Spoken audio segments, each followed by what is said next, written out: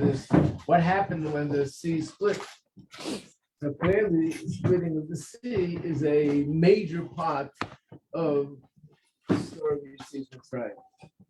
Not only that, but we know that the way the Yontif of Pesach is set up is that the first day is Yontif, the last day is Yontif, and the middle days are Chol Hamoed, which means it's Yontif, but it's in a certain way it's like a weekday that you can do all the things we do during the week, except for certain exceptions.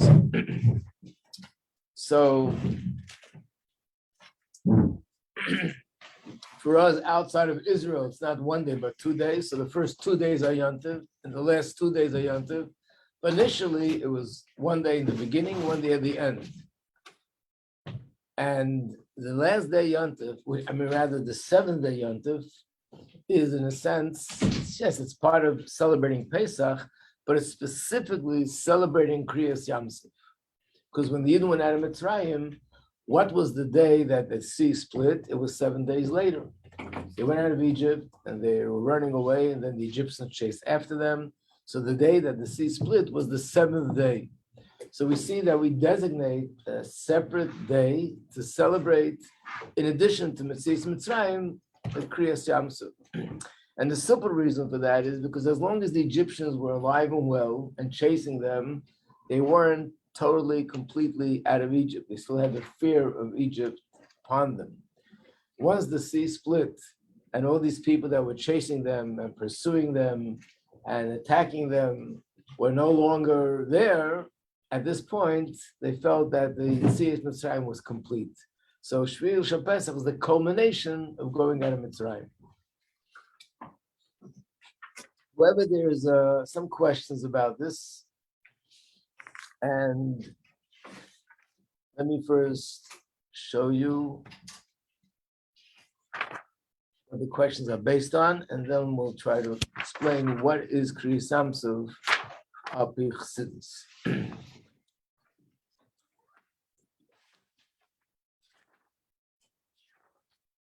Sorry, I'm looking for something.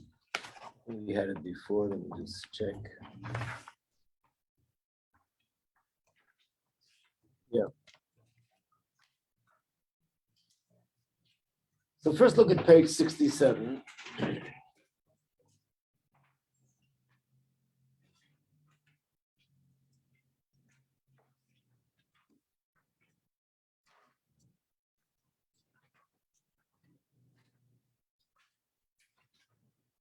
And at the bottom of the page, that's all the things we're thanking Hashem for. Hoidul Hashem, we thank Hashem, His kindness is forever.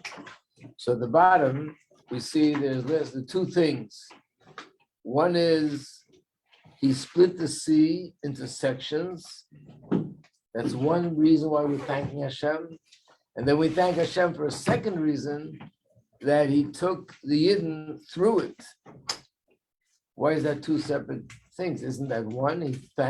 He split this. If he would split the sea and we wouldn't be going through it, then what's the point?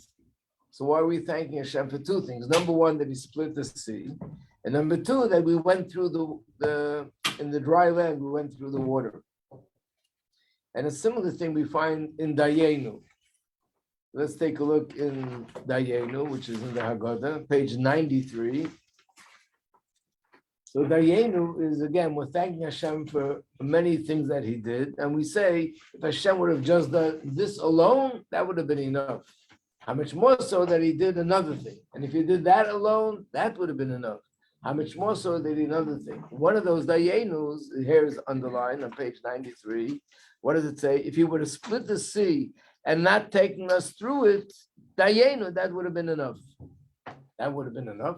What's the point of splitting the sea if you're not going to pass through the water? Mm-hmm. The whole point was to split the sea so we can go to the other side.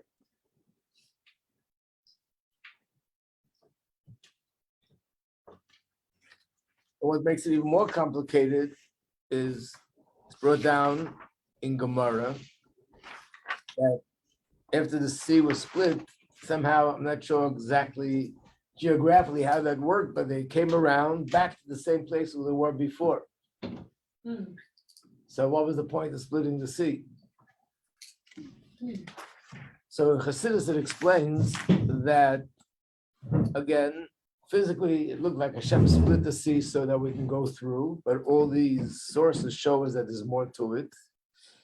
And the way Chassidus explains it is that the splitting of the sea was a process that they needed to go through as a preparation for Matan Torah. In fact, we learned yesterday that just like when they went out of Mitzrayim, the sea split, so too when Mashiach comes, we'll also be going through the water, the sea will split. The only difference is when they went out of Egypt, it split in 12 lanes, and when we go out of Mitzrayim, when we go out of this Golus, it will be split in 7 lanes. And what does it say in the Medrash? That the reason why it was split in 12 lanes is because each lane corresponds to one of the 12 tribes. So why 7? Because the Yidden are also, we come from Avram, Yitzhak, Yaakov, Sarah, Rivka, Rachel, and Leah, which together is 7. So therefore, the sea is split in 7. So these are differences, but the general idea is that the sea will be split again. Why? When they went out of Egypt, they had no choice. That was the route to go from Egypt to Israel. They had to pass the sea. But when Mashiach comes, I mean, people are coming from the whole world. There's so many different routes we can take. Why do we have to split? So the way Chassidus explains it, the splitting of the sea was actually a process that was necessary to go through as a spiritual preparation to receive the Torah. And just like then they had to have the spiritual preparation to receive the Torah, so too when Mashiach comes and there'll be new teachings of the Torah revealed in the world, everything will be on a whole new level. Mashiach will teach Torah. So again, we're going to need to go through the splitting of the sea, the same process, to be able to absorb and be able to what's going to be revealed when Mashiach comes.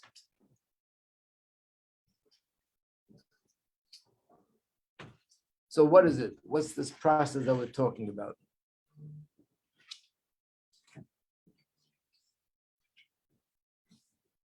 So first, let me try to use this, make a little diagram here, a little chart. Maybe that'll help us a little bit. And then we'll go over to what the terms that we have on this page. So look at page 94. This is a chart that you saw many times this year. We used it many times.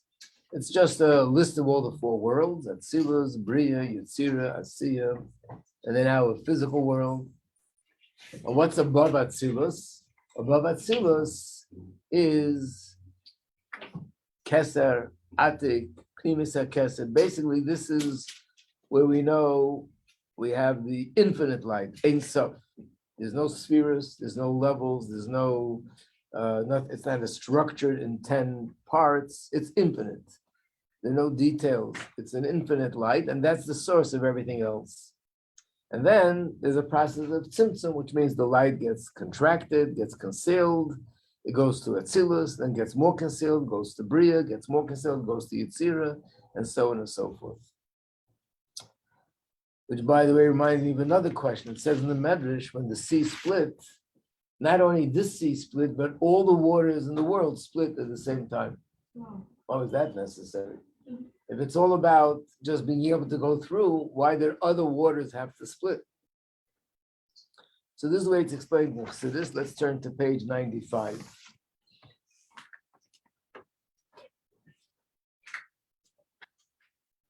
It says in Chassidus that this is the term that's used in Kabbalah.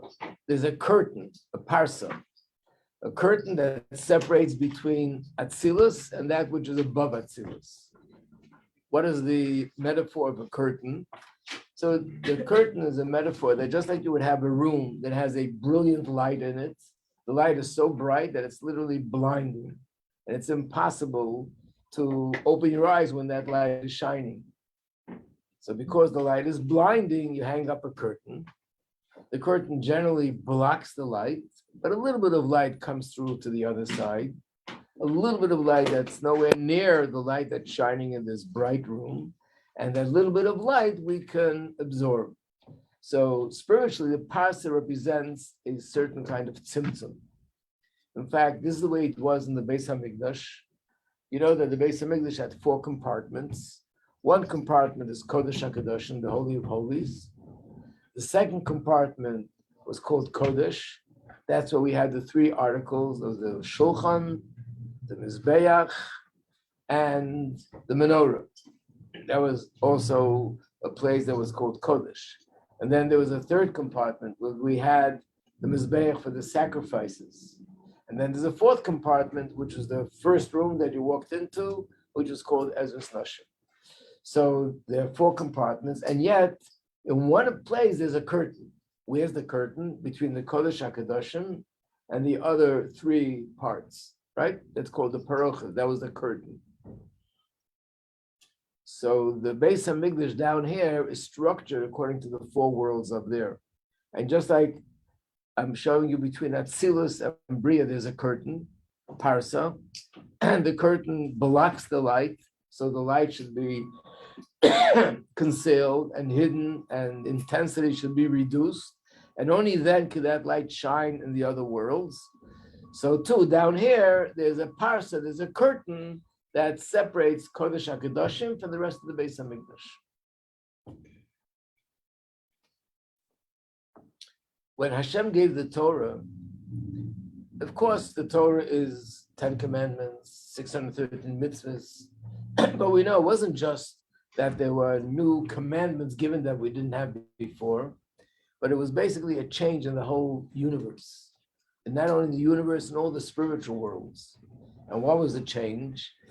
The change was that there was a certain level of godliness, godly light of Shekhinah, that was never here in the world before. Actually, it was, but it was gone, and then it came down. Remember the Basiligani Maimer.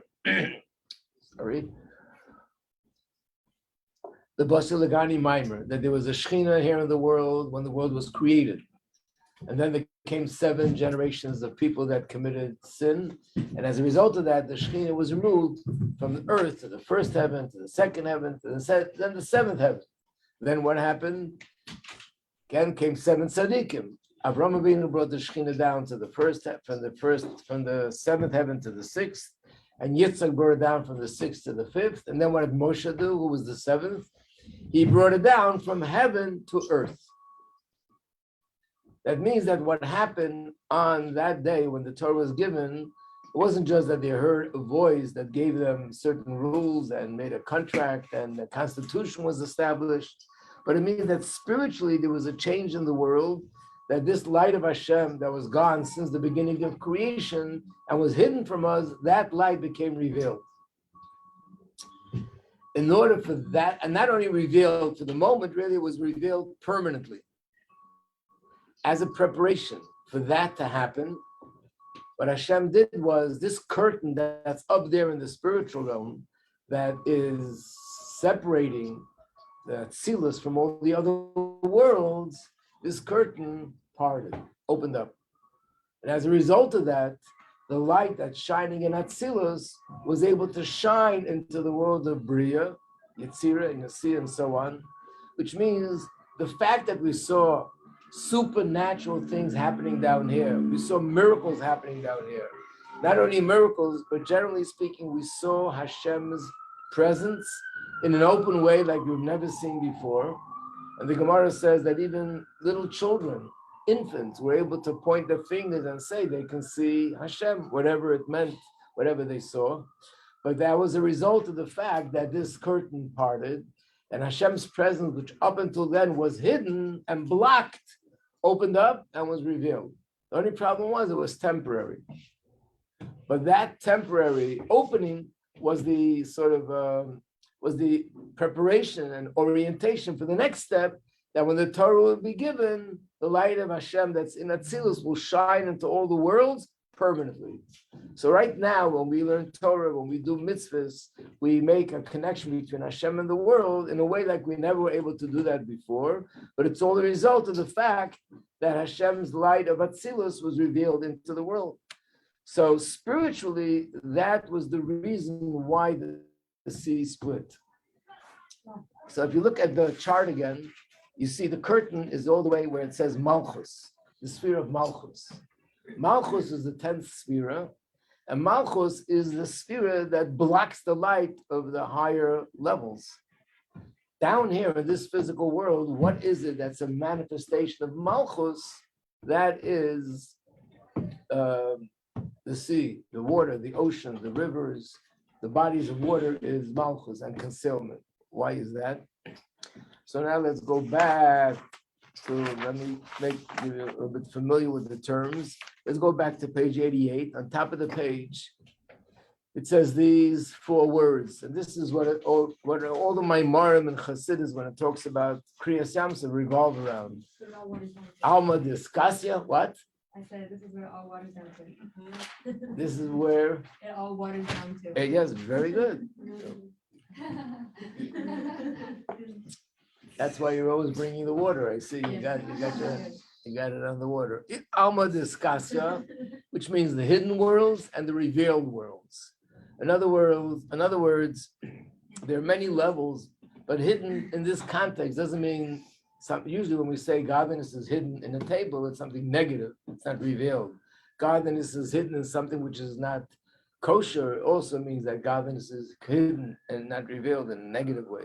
Here, it's in a positive way. Not revealed means that it's so high that it's inaccessible, unattainable, and we can't reach it, we can't perceive it.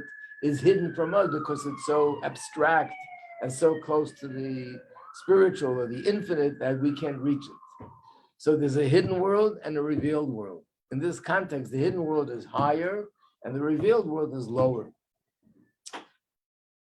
And there's a lot of things in our sort of planet, in our world, which is a manifestation and a metaphor that's used to understand the difference between the hidden worlds and the revealed worlds.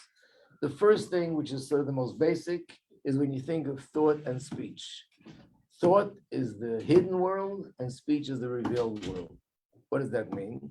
Very simple, that what goes on in my mind is something that I experience and I feel and I know, but it's hidden from people outside of me. And when I speak, that's when I'm sort of sharing and communicating and allowing others to know what I'm thinking, what I'm feeling through my speech. So speech is the revealed world and thought is the hidden world. And then another example of this in general, it says that the world of the Yetzirah, again, if you, like I said, in Chassidus, we're always used to the fact that first we explain things in one general way and then a more specific way. So the difference between the world of Bria and Yetzirah is also the same. Bria is considered Hashem's thought, that's a hidden world. And Yetzirah is Hashem's speech, and that's the revealed world.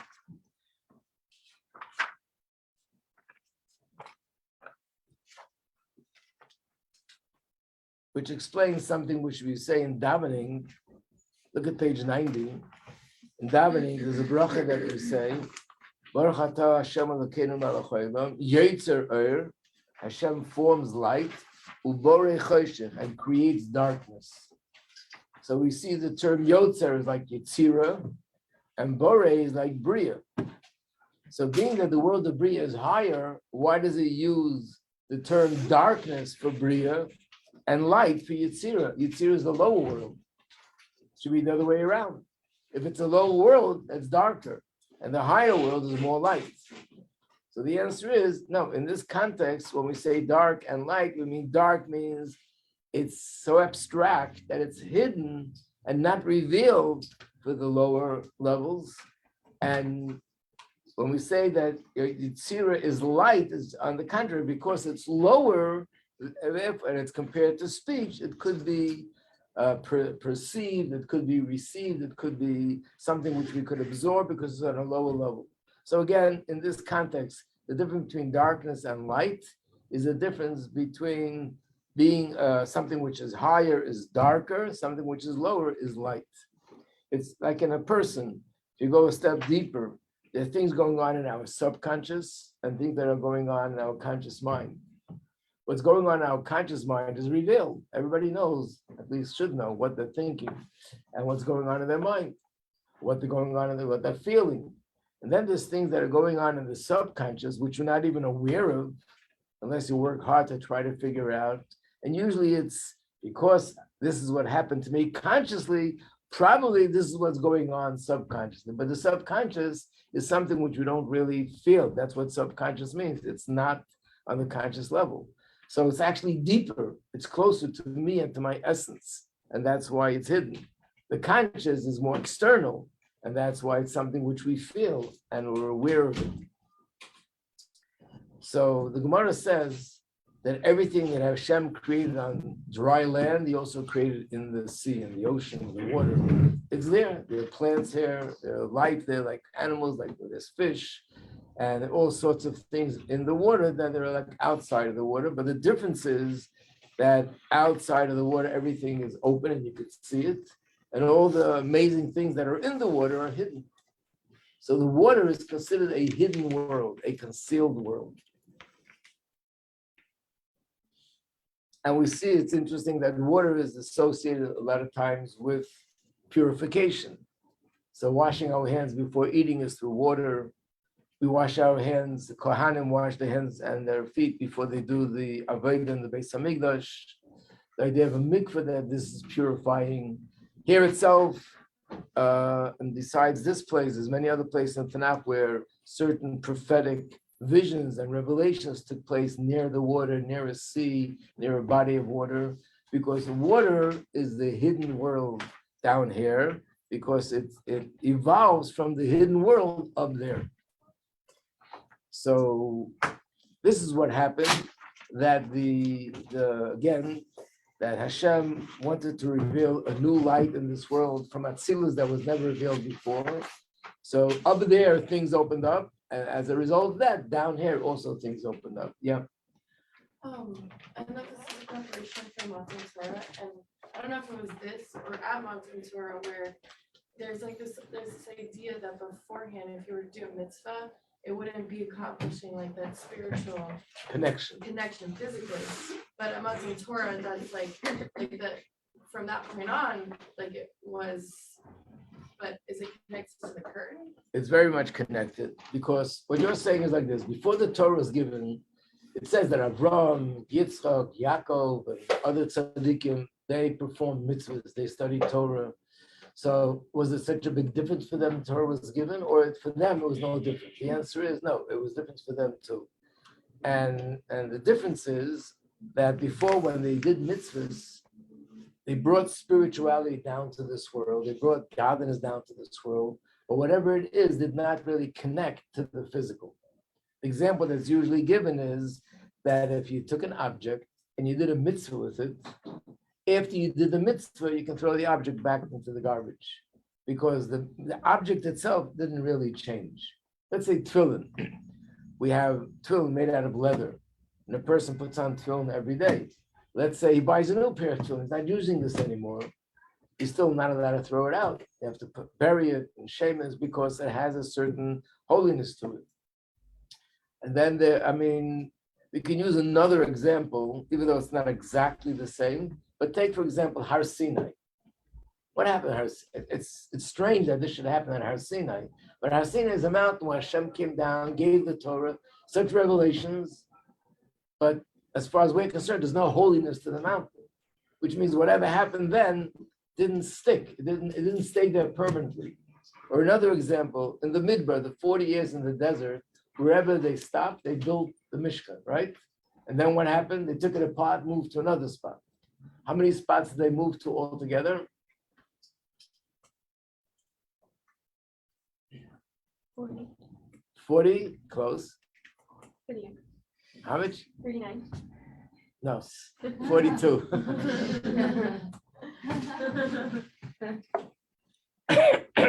42 journeys.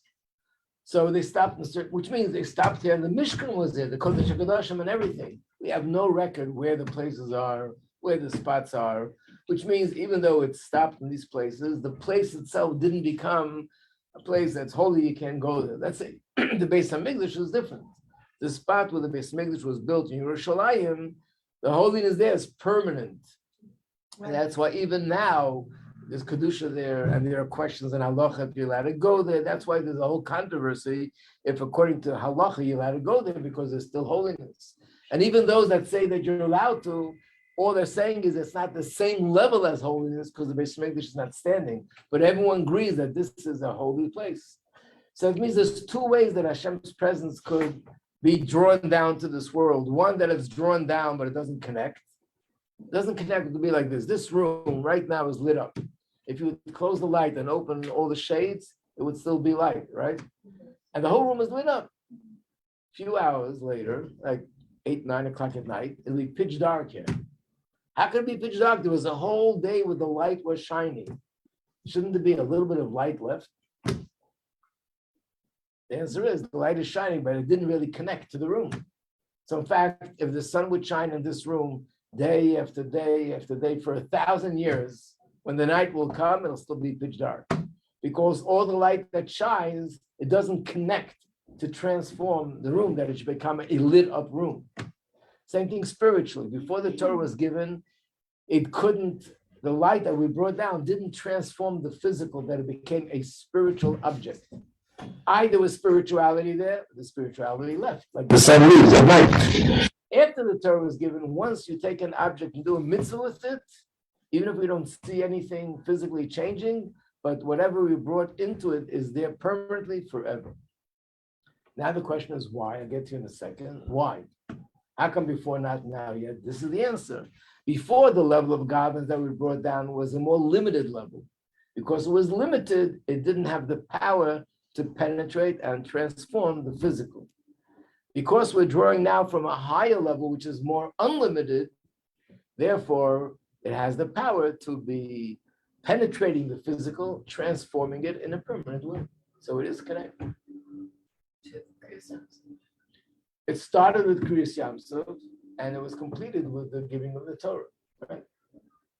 Like I said, Kriyas Yamsuf was a temporary moment, but that was the preparation and the orientation for Matan Torah, which what happened, Matan Torah happened Kriyas Yamsuf. It started with Kriyas Yamsuf. That's when the curtains parted. So like even though the Jews like the start and like where they came out, it was like on the same side. So it wasn't like the whole point of them passing through the Right, means there was something deeper going on than just to physically get from one end to the other. It's not like were they no, because they didn't go into the water. right, but were they surrounded their open sky, or was it like completely surrounded? I think there was open sky and it was just walls. So it wasn't that they were into the water, it's just the opposite. The place dried up. The point was that water, which normally conceals, in this case revealed. Everything was open, everything was clear, because that's what happened on the highest spirit. Like birds and birds and Right, it was a lot of fun. Yeah, it was a lot of things. so like what is that also significant in the That's another thing. Yeah, but I'm gonna try to go to this for the meantime. Bachelor was gonna say, you want to say something? Oh, yeah. Is it the same as in like the Oran or the cemetery? Like when a tzaddik is there, his like kedusha is connecting to the place. Yeah, but not only a tzaddik, everything. This room, this table. I mean, halachically, there's no halachic ramifications. This table could be thrown into the garbage.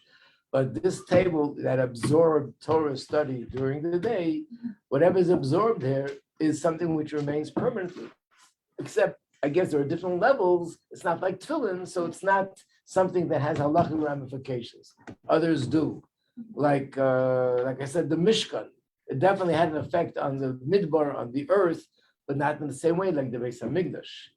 But it's not just about oil, it's anything in the world. The pen that you use to write the words of Torah has something in it that other things don't have. The Rebbe Rashab was once walking through the marketplace with the Frierdiker Rebbe. It was another place they were visiting. They walked through a marketplace. So the Rebbe Rashab said to his son, it looks like somebody wants daven mincha here. Not only he saw that there was a mitzvah there, he knew which one it was davening, and not only that, he knew that it was mincha. I guess it's like walking into a room and say, somebody had pickles here before. How do you know? It's not like little kids that walk into the house with their face smeared with chocolate, and the mother says, did you take the chocolate again? And how did you know?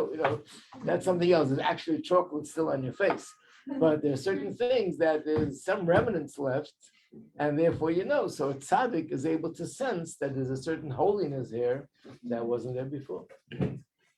Yeah. So at Matan Torah, all the curtains of all the worlds were open, and there was like a supernatural experience. So, and then at Kriyas Yamsuf, it was like open temporarily, we crossed, and then it was closed. So why did it need to be like open temporarily and closed for then Matan Torah? Like, why did we need that preparation? Really, it wasn't just closed. Really, there's a certain element of openness that remained permanently. So even though it closed, it wasn't closed the same way as it was before. So it's like a lot of things. At first, something happens on a temporary level, and then it's done. Then it's like a sort of a gradual process before things. It's like going out of Mitzrayim. First, there was one stage, and another stage, one plague, another plague, and eventually they went out completely. So it came in stages, but really, the result and the effect of the parting of the sea is something which remained. That's why we daven every day and we read it, because every day it still continues in a certain level. It's like what we were talking about yesterday, how Shavuos doesn't have a date, it's just the 50th day, like it's just a continuation. Right. And then after Matan Torah, there was like still an element of the like splitting of the curtains that is even now. That like Yes, right. And that allowed Matan Torah to accomplish what it's supposed to. Now I just want to explain, so what's going to happen when Mashiach comes? Why do they have to split the sea again? Because then it's going to be open forever. Another preparation. It's a higher Shekhinah. Right. When Mashiach comes, it won't be the same level of Shekhinah. It'll be even higher than what happened in Matan Torah. So another curtain has to open up. So let's go back to the chart. Look at page 95. And we'll see there's another curtain. This curtain is between Ein Sof and Atzilus.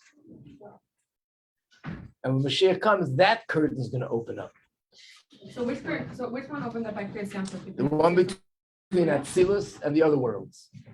So there's a curtain between every single world, the one between Atzilus and Bria and Zer Anpin and Atzilus. So the truth is, you see, I made a little line on every world. Then you use a Sharpie. Yes, a thin line, which means that concealment is smaller. But the truth is, that's what it means, that the sea split everywhere, which is all the levels where there's Malchus and there's a curtain opened up.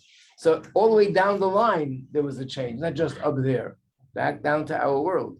But Mashiach comes, the light of which is Ein Sof or Keser, the infinite realm, that's going to be revealed. And that's what's going to happen when Mashiach comes. That's why the miracles then will be infinitely greater. And the change in the world will be infinitely greater in every level, is because there'll be a new light opening up. So there has to be another curtain that parts, which was never opened before. And that's the curtain between Ein Sof and Atzilus.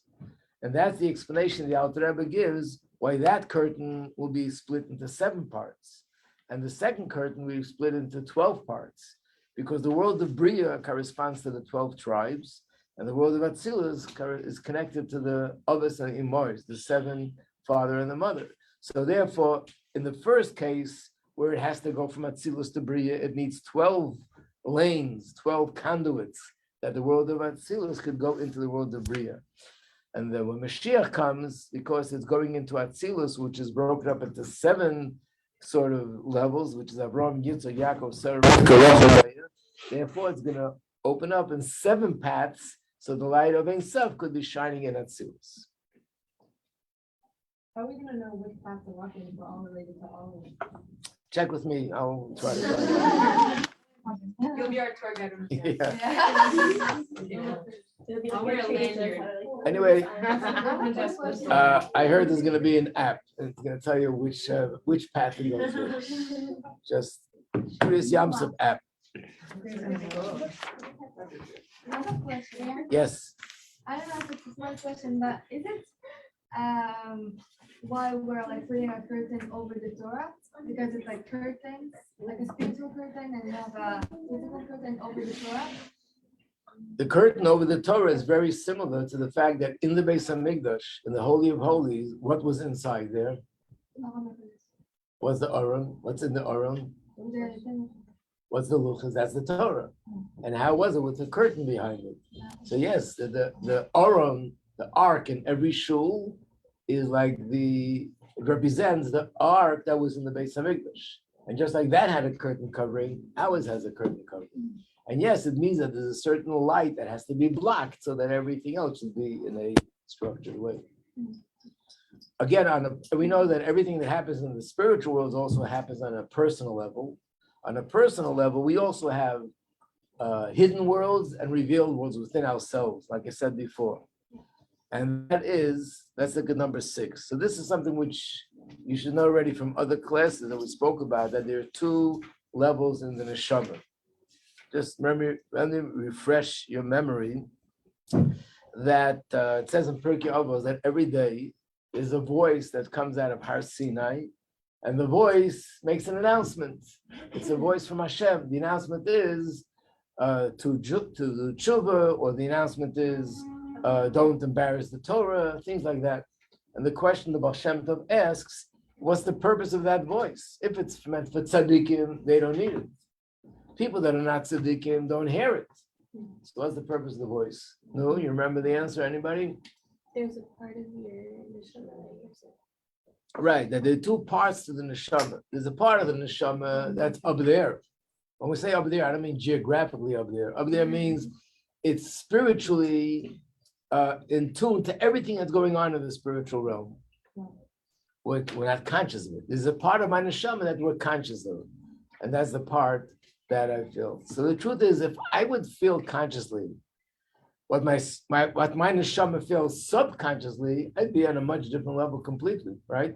If I would feel and based on what my neshama sees and hears up there, then Wouldn't we like go crazy? what? Wouldn't we like be a little crazy? Or no? The way we are now, we probably go crazy. But if this would really be where we're at, then that's what a tzaddik is. That the reason why he sees the world differently, he feels things differently because he feels what his neshama up there feels, and therefore, to him, godliness is just as real and more real than all those physical temptations and physical pleasure. It doesn't interest him as much. He sees everything as a tool and as a means to connect to Hashem, because he sees the world from a whole different perspective. He feels what his inner neshama is really feeling. And of course, there are infinite levels in that. But I just want to add, before we get to the questions, that when the sea split, and every day when we say Oz Yosher, and especially on the day of Shvi Pesach, a similar occurrence happens internally. That my personal hidden world opens up, and that I'm able to feel more consciously what's really going on in my hidden world, which is the neshama that's not conscious in me.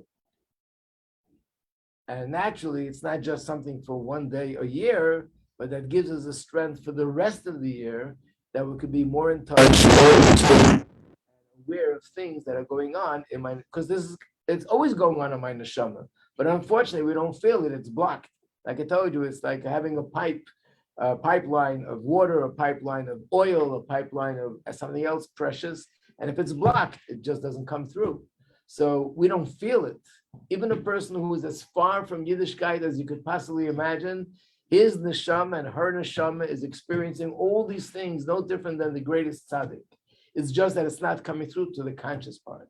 If we can only open that up, the blockage, then the person would feel it. Kriyas Yamsuf means, getting to in a second, that the hidden world opens up and becomes revealed in the revealed world. Yep.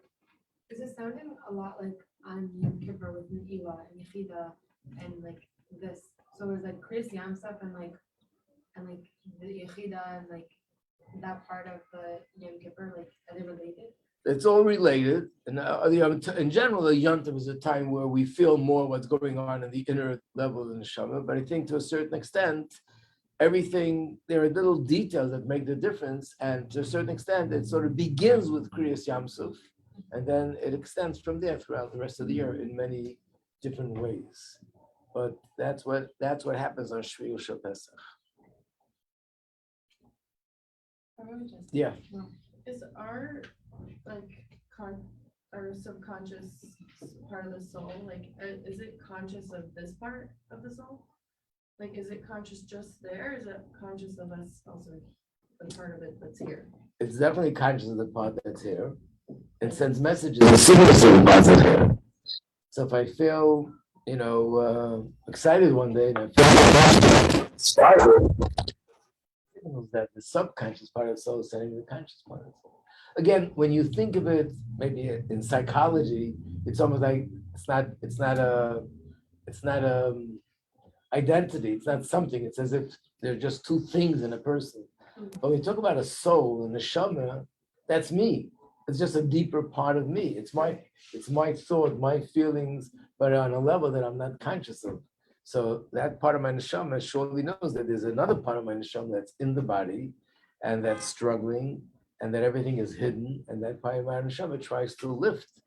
But all we need to do is not to allow blockages. Yep.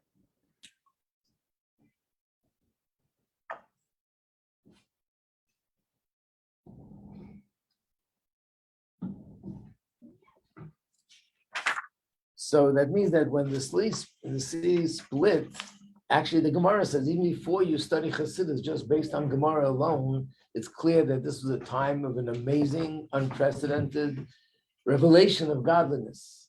What is it based on? Look at page 89. When you say the Az Yashir, there's one pasuk where it says, Zeh Keli Vanveyu, this is my God, and I will glorify you. So the Gemara says that in Hebrew, when you say Zeh, this is, you can only use that in reference to something that you can actually point to and you see it. If you don't see it, you can't say Zeh, this is such and such. And that means, this is what the Gemara says, that when the sea split, everybody saw godliness in a revealed way. And then the Gemara adds, even infants saw godliness in a revealed way. And that means that at that moment, godliness was revealed. That's the basis of what it says in Chassidus and Kabbalah, that Hashem's presence was revealed in a way that is unprecedented, was never there before. So I guess these are the two things. Number one, that the sea split. And the second thing is the fact that we can go through it means that we're able to absorb what was being revealed by the curtains parting. And that's why it always says, let's look at page 91. It's also in the davening, but it's from the Chumash. And the children of Israel walked on dry land in the midst of the sea. Page 91.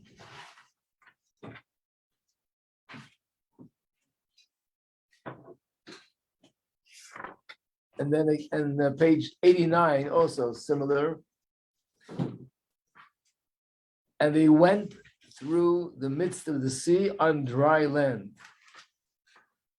And then you have it again in Tehillim on page 92.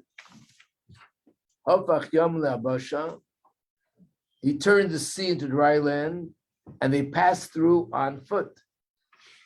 And the same, and this is the reason for the two sort of the two dayenus, two separate things. One thing is that Hashem split the sea. The mere fact alone that the sea was split, which means that Hashem opened up the heavens and allowed this higher level of light to shine into the world.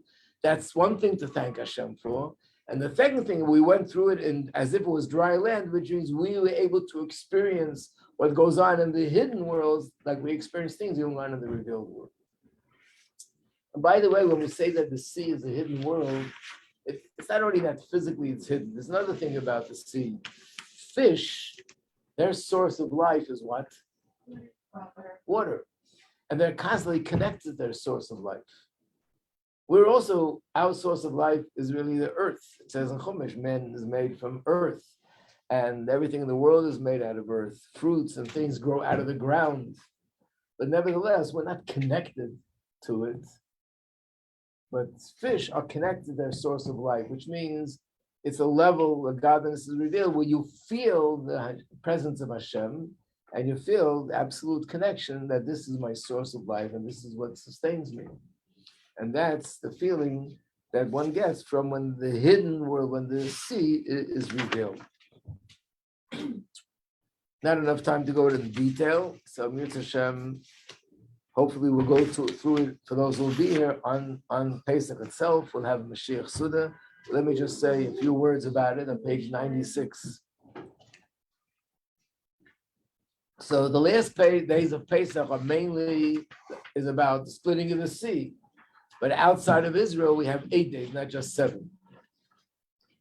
And the Baal Shem Tov was the first one who initiated that there's something called Mashiach Suda, which means on Yom Tov, you're only supposed to wash twice. Shabbos, you wash 3 times.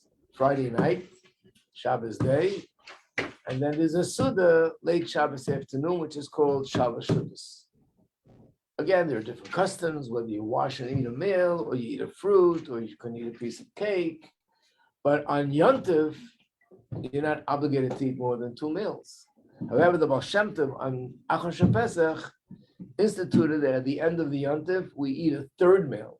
And he would call this meal Mashiach Suda, which means that this day, just like the 7th day is dedicated to splitting of the sea, the 8th day also has a theme. The theme of the 8th day is that this is dedicated to Mashiach. So this is based on what we learned previously. We learned that Mashiach's coming and going out of Mitzrayim is not 2 separate things, it's all one. But going out of Egypt was the beginning of the process. And when we go out of this Golus with Mashiach is the culmination of the process. So therefore, in fact, in the Haggadah itself, from the beginning of the Haggadah, we already make a point pointing that out. If you remember from last year or from your Haggadah classes now, how would we begin the Haggadah? We start off by saying, this year we're here, but next year we hope to be in Yerushalayim, in freedom. How do we end the Haggadah? L'shana haba Yerushalayim. So in other words, we're talking about Exodus from Egypt, but we're immediately connecting it to Mashiach, because going out of Mitzrayim and going out of this Golus with Mashiach is really one thing, and it's one process. So it makes sense that the beginning of the Yom Tov, we start off with going out of Mitzrayim, and even though we mention Mashiach, but that's not the main focus. At the end of the Yom Tov, on the 8th day, the main focus is Mashiach. In fact, one of the most prominent prophecies about Mashiach is read in the Torah, not in the Torah, the Haftorah on Achar Pesach. So there's certain practical things, and of course, there's a lot more to talk about. I'm going to mention the practical things, and it'll be at the dorm, and Hashem, at the 8th day Pesach, we'll talk about the other things. The practical things are that Rebbe Rashab instituted that just like the first days we drink 4 cups of wine because of the 4 languages of redemption, so too on the last day we drink 4 cups of wine also, and Chas v'Shalom, we're not adding to what the Chachamim established, you're not allowed to add to anything. It's just a custom that we also drink 4 cups of wine to represent 4 stages of Geula, how it's related to Mashiach. The second thing is, which stands out, is that we know that in Chabad we're very careful with the matzah shruya, which means matzah not becoming wet. Super careful. Some people say crazy careful, but very careful. So the matzah is covered and we keep it in the plastic and we make sure that the matzah doesn't become wet. I mean, to think of it this way, that men, when they finish eating and you go to bench, you wash mayim achrein, right? You take water, and you put it on the tip of your finger. And then we move it over our lips, make sure that there's no crumbs that aren't washed away on the finger. That is not a big river here or a lake, it's just a drop of water that I'm moving over my lips. On Pesach, we don't do that because there might be a crumb of matzah on my lip, and I'm using a crumb of water on my finger, and who knows what's going to happen. So we're so careful. On the 8th day of Pesach, we do the exact opposite. The custom in Chabad is that we put the matzah into everything wet as much as we can. We eat matzah with the fish, we eat matzah with the meat, we eat matzah with the soup, we eat matzah with the dessert, wherever we can. How do you explain that? So it's connected to the fact that it's a day that's related to Mashiach. We don't have enough time to explain it, but that's the custom on a practical level. Is that like what So- we're talking about last week with the yeshus and how like it could be good, it could be like for good and yeah. Yes, it is related to that, true.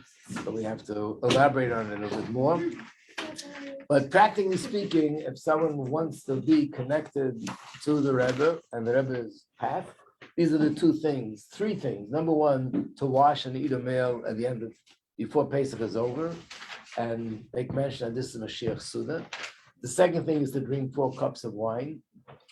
And the third thing is that throughout the day, starting from the night before, we make sure that the matzah is nafki eaten in a way that whenever I eat, I put the matzah in, so it'll be matzah shriya. And in the last time the Rebbe spoke about the 4 cups of wine, he added something. That when you drink the 4 cups of wine, we should have in mind specifically that it's for the purpose of geula. The Rebbe went as far as saying that if you drank the wine and you can't remember if you had in mind that it's for geula, drink another one. That's how important it is.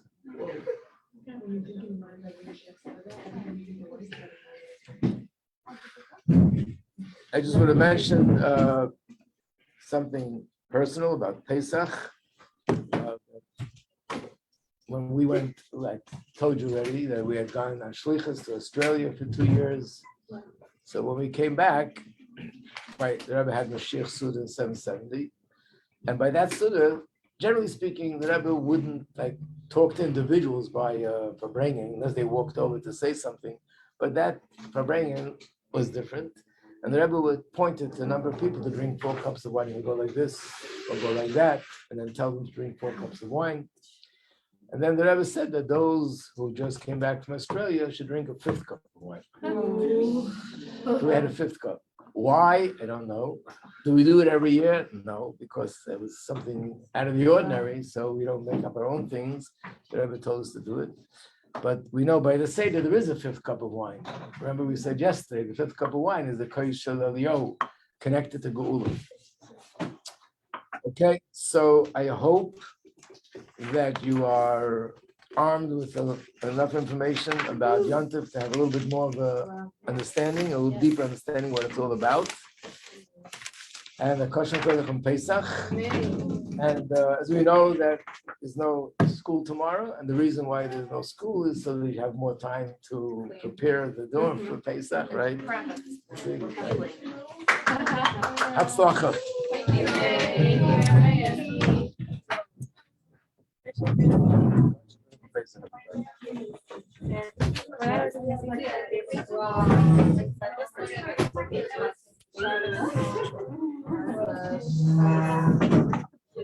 I'm so embarrassed.